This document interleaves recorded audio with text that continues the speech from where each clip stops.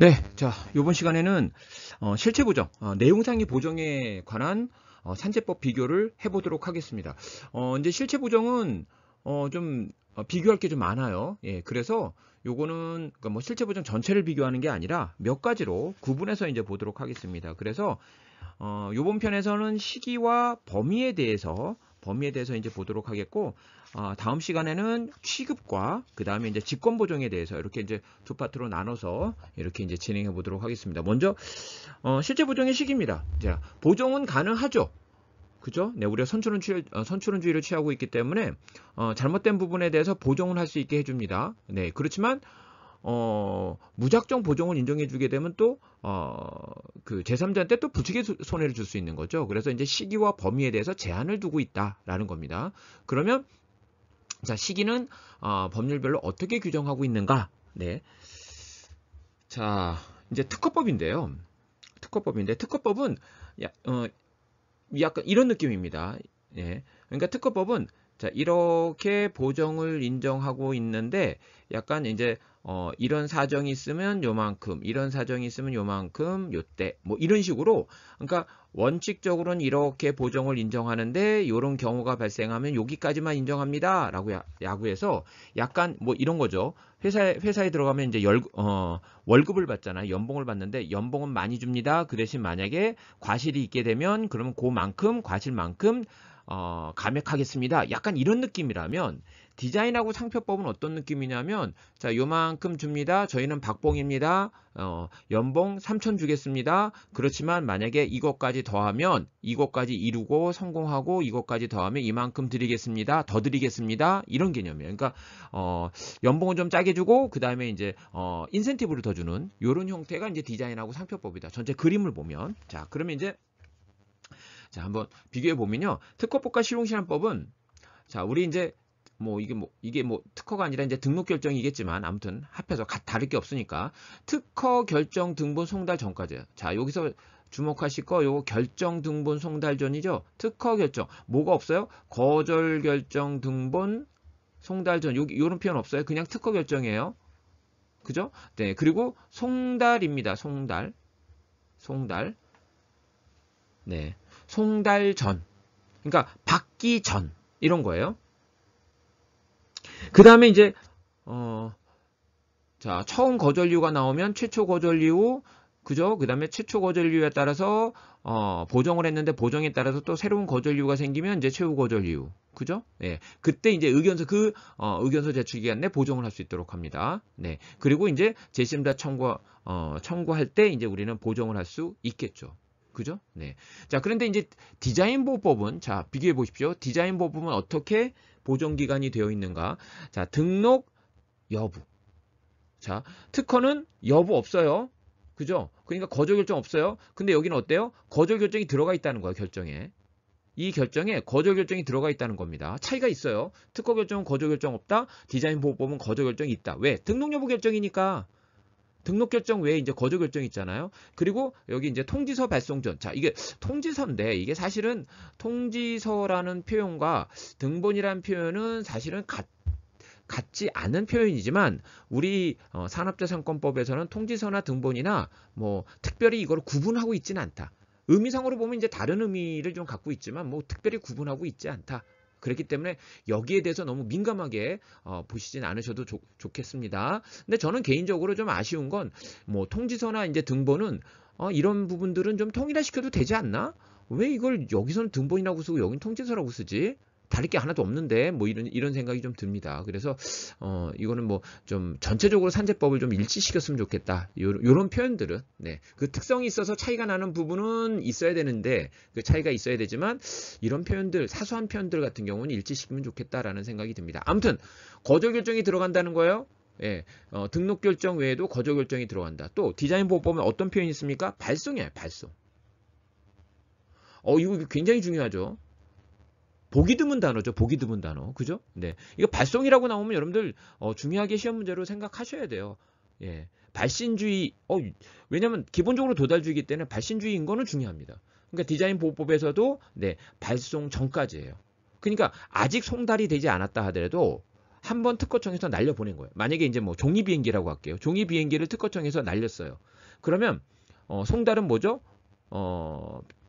상대방이 그 종이 비행기를 받은 경우를 얘기하는 거고, 예, 그때까지 그러니까 날아가고 있는 중간에는 보정이 가능하다. 이런 의미라면 디자인 보호법 발송 전은 일단 날렸다면 아직 도달이 안 되고 종이 비행기가 날아가고 있다 하더라도 그때 이미 그 특허청의 손을 떠났기 때문에 요거는 보정이 안 된다라는 의미입니다. 그래서 저는 개인적으로 발송이란 표현이 독특성도 있지만 솔직히 송달보다는 발송이 더 맞는 것 같습니다. 네. 자, 그리고 또 이제 기간이 어떻게 되냐면 재심사 청구할 때 할 수 있어요. 그리고 또 주목해야 될 기간이죠. 요거.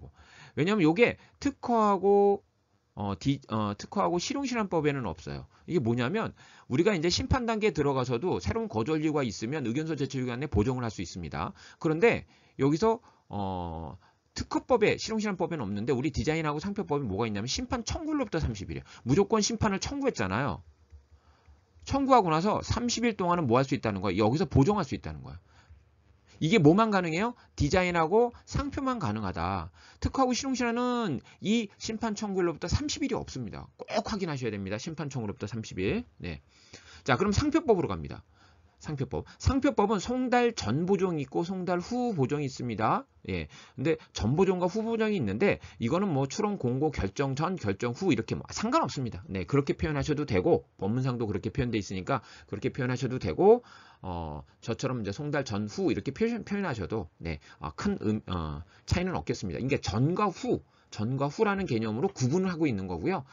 네. 그리고 이제 구체적인 어떤 기간이 따로 정해져 있기 때문에 뭐 이게 꼭 송달 전이냐 결정 전이냐 뭐 이렇게 이제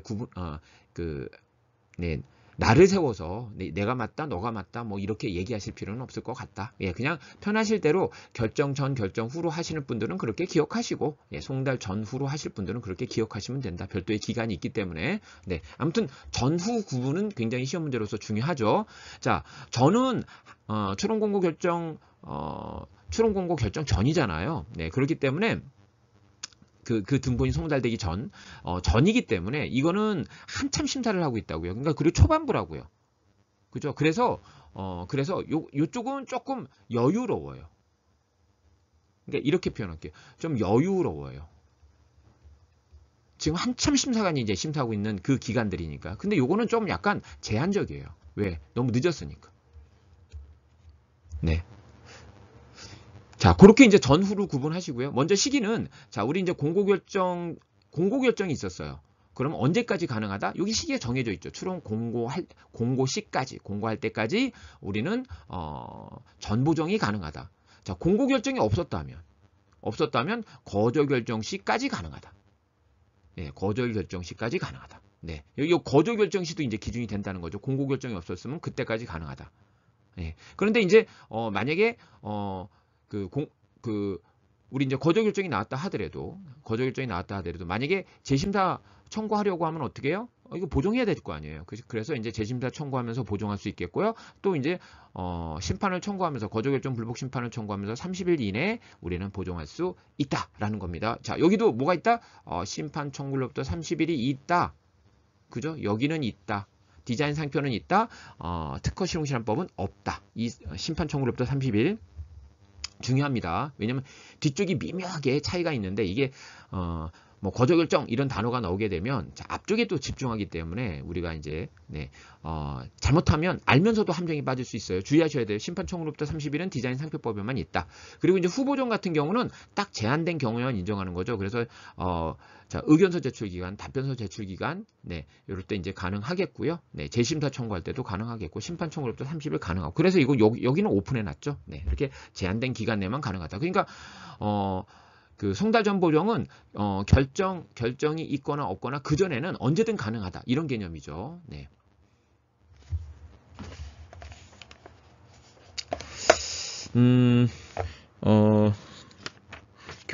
교재에서 보시면 27페이지입니다. 네, 실체 보정인데, 보정할 수 있는 시기에 국제 출원의 경우가 있어요. 뭐, 국제 출원할 때 이제 우리, PCT 이제 19조 보정이 있고요. PCT 34조 보정이 있죠. 그래서 동그라미 1번이, PCT 19조 보정. 예.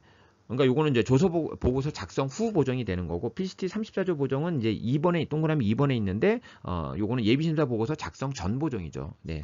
네. 범위가 좀 다르죠. 그래서, 이건, 국제 단계에서 이루어지는 실체 심사입니다. 그래서 이제, PCT 19조 보정 같은 경우는 청구 범위에 대해서만 한 번 보정이 가능하고요.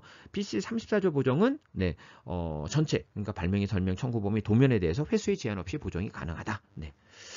자, 그 다음에 이제 우리나라의 국내 보정, 국제 특허 출원에 있어서 국내 보정은 우리나라 단계 들어와야지 국내 보정을 할 수 있겠죠. 그래서 이제 기준이 경과된 후에 가능하다.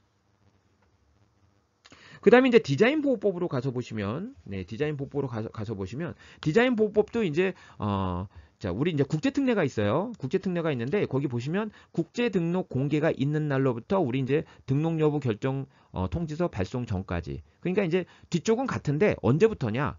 국제 등록 공개가 있은 후부터 가능하다라는 겁니다. 예, 요게 이제 특례죠. 그러니까 국제 등록 공개는 일종의 이제 우리 이제 PCT로 따지면, 예, 특허 실용실험법으로 따지면 이제 국내 단계 진입이에요. 예, 기준일 정도 생각하시면 되겠습니다. 네, 그래서 자, 그렇게 이제 비유적으로 얘기하면 기준일 경과 후, 예, 등록 여부 결정 통지서 발송 전, 이렇게 하면 여러분들이 이제 조금 더 구체적으로 머릿속에 그려질 것이고요. 그렇게 그려지시면서 그 대신 표현은 국제 등록 공개가 있은 날부터, 이렇게 기억하시면 되겠습니다.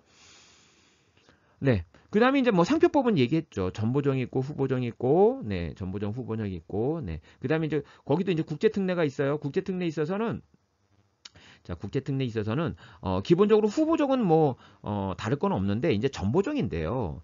전보정인데 이 전보정은 우리가 이제 그 와이퍼 국제사무국에서 이게 그 관장을 해야 되잖아요. 그러다 보니까 이게 번거로운 거, 예, 그 많은 출원에 대해서 그 많은 나라에서 이루어지고, 많은 나라에서 인정하고 있는 것들을 다 인정해 줄 수는 없어요. 왜냐하면 관리상의 이유가 있으니까. 그래서 제한적으로만, 보정도 제한적으로만 인정하기 위해서 거절 결정이 통지된 경우에 한해서만, 예, 전보정을 할 수 있도록 이렇게 이제 규정해 놓고 특례 규정을 두고 있다라는 겁니다.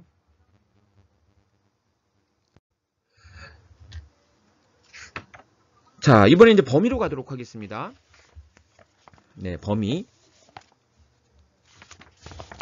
자, 범위는, 자, 우리 이제 특허법 실용실험법, 여러분들 뭐 너무 잘 아시죠? 네.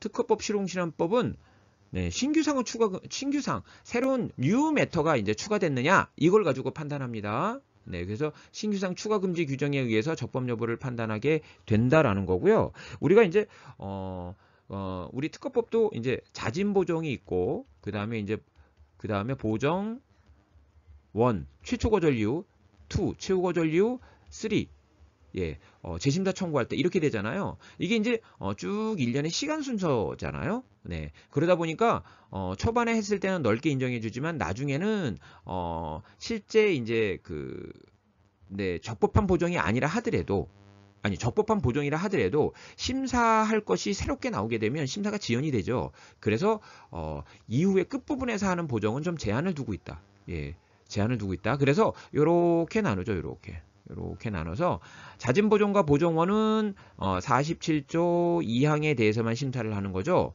신규상 추가 여부만 심사하는데 보정2, 보정3는 47조 2항도 보고 3항도 청구 범위에 대해서 더 제한하는 거죠.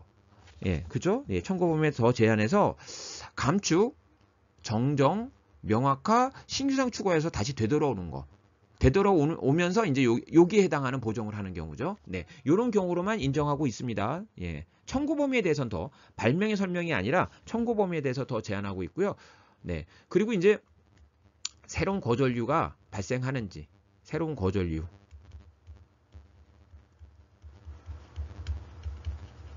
네, 이렇게 되겠죠. 자, 이렇게 좀 제한적으로만 인정하고 있다. 그래서 이제 상대적으로 앞쪽에서 심사의 앞쪽에서 했을 때는 좀 넓게 인정하고 뒤쪽에 있을 때는 심사 지연의 문제가 있기 때문에 좀 엄격하게 우리는 범위를 인정하고 있다라는 거고요. 뭐 취급과 관련해서는 이제 다음 시트에서 네, 강의에서 이제 언급하도록 하겠습니다. 자, 그다음에 이제 디자인 보호법은 요지 변경이에요. 요지 변경. 그러니까 이게 동일성 판단입니다. 동일성 판단입니다. 그래서 디자인이 동일한지 여부를 판단해서 동일하지 않으면 우리는 그 보정을 인정하지 않고 동일하면 보정을 인정하게 됩니다. 그래서 이제 요지 변경 여부로 판단하고 있다라는 겁니다. 그러면 상표법은 어떻게 돼 있느냐? 상표법은 자, 전보정이 있고 후보정이 있어요. 전보정이 있고 후보정이 있어요. 자, 여기보다는 네, 여기가 좀 넓게 인정이 되겠죠? 예, 그래서 요지 변경 여부를 판단합니다. 근데 상대적으로는 상표법이 보정이 흔히 이루어지는 거 아니에요. 주로 이제 보정은 이 특허 실용시한법에서 많이 활성화되는 제도고 도리어 이제 이렇게 됩니다. 이렇게.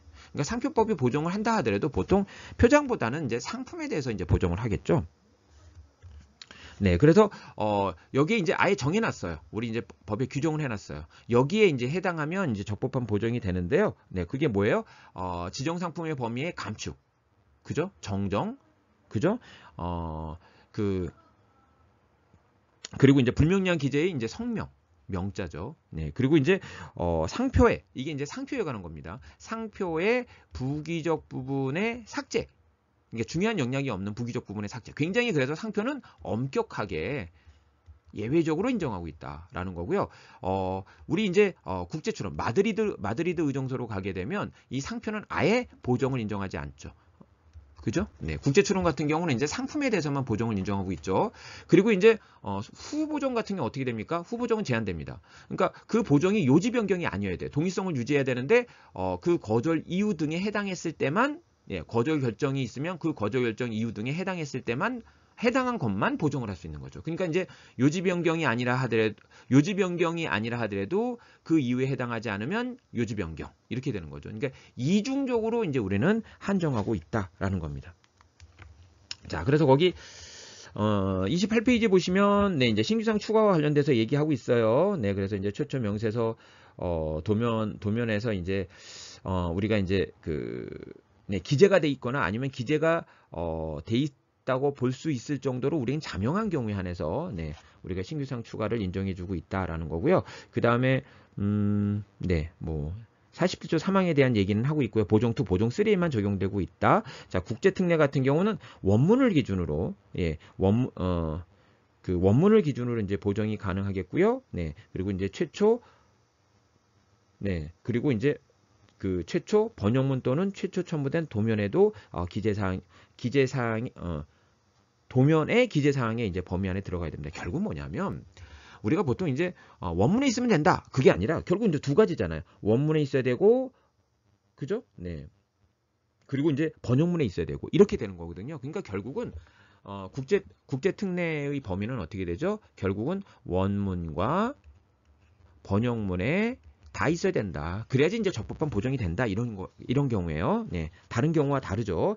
그 다음에 디자인 같은 경우 요지 변경이고, 네, 뭐 나머지는 뭐 보시면 되겠고요. 그리고 이제 거기 마지막에 형식을 바꾸는 그 디자인 보호법 내에서 형식을 바꾸는 것이 타법을 비교해 보면 우리 특허법도 그렇고 상표법도 그렇고 이제 그 변경 출원 제도를 인정하고 있잖아요. 그런데 우리 디자인 보호법은 변경 출원 제도는 없고요. 이렇게 상표법과는 다르게 특허법은 이제 특허 실용시랑 간에 이제 변경을 하는 거니까 우리 상표법과는 다르게 그 디자인 보호법 내에서 이렇게 형식을 바꾸는 것을 그러니까 단독 디자인에서 관련 디자인으로 관련 디자인에서 단독 디자인으로 심사 등록 출원해서 일부 심사 등록 출원해서 심사 등록 출원으로 형식을 바꾸는 것을 이건 보정으로 인정하고 있다라는 겁니다. 변경 출원 제도가 삭제가 됐습니다. 2005년도에. 자, 그 다음에 이제 상표법은 이제 전보정이 있고 후보정이 있는데 전보정은 요지 변경 여부를 가지고 판단하는 거고 상표도 보정이 가능해요. 제한적이지만 보정이 가능합니다. 네, 그쵸. 그리고 이제 감정 명부 말씀을 드렸고요. 그 다음에 이제 후보정 같은 경우는 요지 변경 여부를 가지고 판단하는데 뭐에 대해서 거절 이후, 이의신청 이후, 거절 결정의 이유 등의 사항에 관해서만 가능하다. 네, 그래서 요건 이제 이중적으로 제한하고 있다라는 거고 국제상표 등록 출원 같은 경우는 우리는 특례가 지정 상품에 대해서만 가능하다. 상표는 엄격 동일이기 때문에 상표는 보정을 못합니다라는 겁니다. 네, 자 여기서 이번 시간 강의는 마무리하도록 하겠습니다. 수고하셨습니다.